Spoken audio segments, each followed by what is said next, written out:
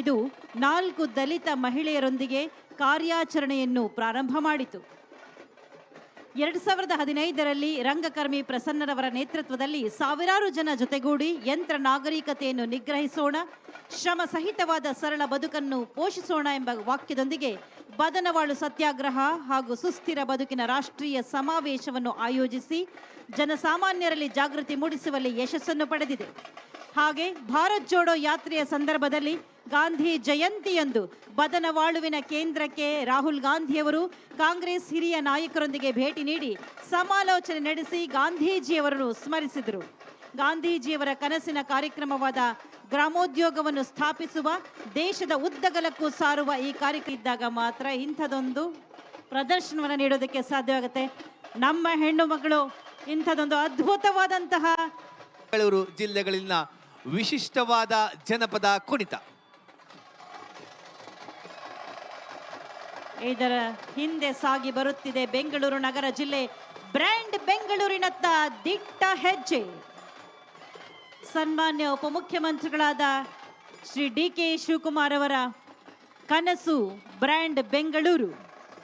ಸರ್ವ ದಿಕ್ಕುಗಳಿಂದಲೂ ಬೆಂಗಳೂರನ್ನ ಸದೃಢವಾಗಿ ಕಟ್ಟುವಂತಹ ಬಹುದೊಡ್ಡ ಸಂಕಲ್ಪ ಸನ್ಮಾನ್ಯ ಉಪಮುಖ್ಯಮಂತ್ರಿಗಳ ಬ್ರ್ಯಾಂಡ್ ಬೆಂಗಳೂರು ಯೋಜನೆ. ಬೆಂಗಳೂರು ಕರ್ನಾಟಕ ರಾಜ್ಯದ ದೊಡ್ಡ ನಗರ ಮತ್ತು ರಾಜಧಾನಿ. ಬೆಂಗಳೂರು ಹಿಂದೆ ಬೆಂದಕಾಳವರಾಗಿತ್ತು. ಕ್ರಿಸ್ತಶಕ 1537ರಲ್ಲಿ ಯಲಹಂಕ ನಾಡಪ್ರಭು ಕೆಂಪೇಗೌಡರಿಂದ ನಿರ್ಮಾಣವಾಯಿತು. ಭಾರತದ 5ನೇ ದೊಡ್ಡ ಮಹಾನಗರವಾಗಿರುವ ಬೆಂಗಳೂರು ಅತಿ ಹೆಚ್ಚು ಜನಸಂಖ್ಯೆ ಹೊಂದಿರುವ ನಗರಗಳಲ್ಲಿ 3ನೇ ಸ್ಥಾನದಲ್ಲಿದೆ.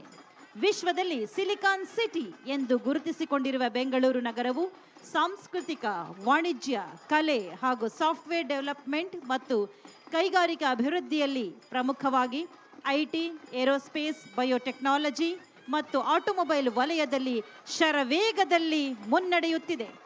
ಬೆಂಗಳೂರು ಹವಾಮಾನವು ವಾಸಿಸಲು ಯೋಗ್ಯವಾಗಿರುವ ನಗರಗಳಲ್ಲಿ ಪ್ರಶಂಸೆಯನ್ನ ಪಡೆದಿರುವಂತಹ ನಗರವಾಗಿದೆ. ಸರ್ಕಾರವು ಬ್ರ್ಯಾಂಡ್ ಮತ್ತು ಗ್ರೇಟರ್ ಬೆಂಗಳೂರು ಮಾಡುವ ಮೂಲಕ ಮೂಲಭೂತ ಸೌಕರ್ಯವನ್ನು ನೀಡುವುದರ ಜೊತೆಗೆ ಎಲ್ಲ ರೀತಿಯಾದಂತಹ ಸವಲತ್ತುಗಳನ್ನು ನೀಡಲು ಕಟಿಬದ್ಧವಾಗಿದೆ. ಪ್ರಗತಿಯ ಪಥದಲ್ಲಿ ಸಾಗುತ್ತಿರುವ ಬೆಂಗಳೂರಿನಲ್ಲಿ ಅತ್ಯಂತ ವೇಗವಾಗಿ ಬೆಳೆಯುತ್ತಿರುವಂತಹ ಹಾಗೆ ಇಡೀ ಜಗತ್ತನ್ನ ತನ್ನತ್ತ ಆಕರ್ಷಣೆ ಮಾಡ್ತಿರುವಂತಹ ನಗರ ನಮ್ಮ ಬ್ರ್ಯಾಂಡ್ ಬೆಂಗಳೂರು, ಗ್ರೇಟರ್ ಬೆಂಗಳೂರು. ಅದಾದ ನಂತರ ಜಾನಪದ ಕಲಾವಿದರು ಬರ್ತಾ ಇರೋದು ಹೆಜ್ಜೆ ಮೇಳವನ್ನ ಹಾಕೊಂಡು ಇದನ್ನ ಮುಳ್ಳಿನ ಹೆಜ್ಜೆ ಮೇಳ ಅಂತಲೂ ಕೂಡ ಕರೀತಾರೆ. ಬಂಧುಗಳೇ, ಶ್ರೀ ಚಂದ್ರಪ್ಪ ಸಿದ್ದಪ್ಪ ಆಳಿಕಟ್ಟಿ ಬೆಳಗಾವಿ ಜಿಲ್ಲೆ ಹಾಗೆ ಶ್ರೀ ಭೀಮಸೈನ ಕೋಳೂರು ವಿಜಯಪುರ ಜಿಲ್ಲೆಯ ಕಲಾವಿದರು ಇಲ್ಲಿ ಕುಣಿತವನ್ನ ಹೋಲುತ್ತದೆ. ಮಹಾತ್ಮ ಗಾಂಧಿ ಗ್ರಾಮೀಣ ಇಂಧನ ಮತ್ತು ಅಭಿವೃದ್ಧಿ ಸಂಸ್ಥೆ ಶುದ್ಧ ಇಂಧನ ಮತ್ತು ಸಂಪನ್ಮೂಲ ಸಂರಕ್ಷಣೆಯ ಮೂಲಕ ಗ್ರಾಮೀಣ ಭಾರತದ ಸಶಕ್ತೀಕರಣ. ಜಗತ್ತಿನ ಜನಸಂಖ್ಯೆ ವೇಗವಾಗಿ ವೃದ್ಧಿಯಾಗುತ್ತಿದೆ. ತಾಜಾ ನೀರು, ಇಂಧನ ಮತ್ತು ಕಚ್ಚಾ ವಸ್ತುಗಳಂತಹ ಸೀಮಿತ ಸಂಪನ್ಮೂಲಗಳ ಮೇಲೆ ತೀವ್ರ ಒತ್ತಡ ಉಂಟಾಗಿದೆ. ಭೂಮಿಯ 70% ಭಾಗವನ್ನು ನೀರು ಆವರಿಸಿಕೊಂಡಿದ್ದರೂ 0.5% ಮಾತ್ರ ತಾಜಾ ನೀರಾಗಿದೆ. 2030ರ ಒಳಗೆ ಜಾಗತಿಕ ನೀರಿನ ಬೇಡಿಕೆ 40% ಹೆಚ್ಚಾಗಬಹುದು.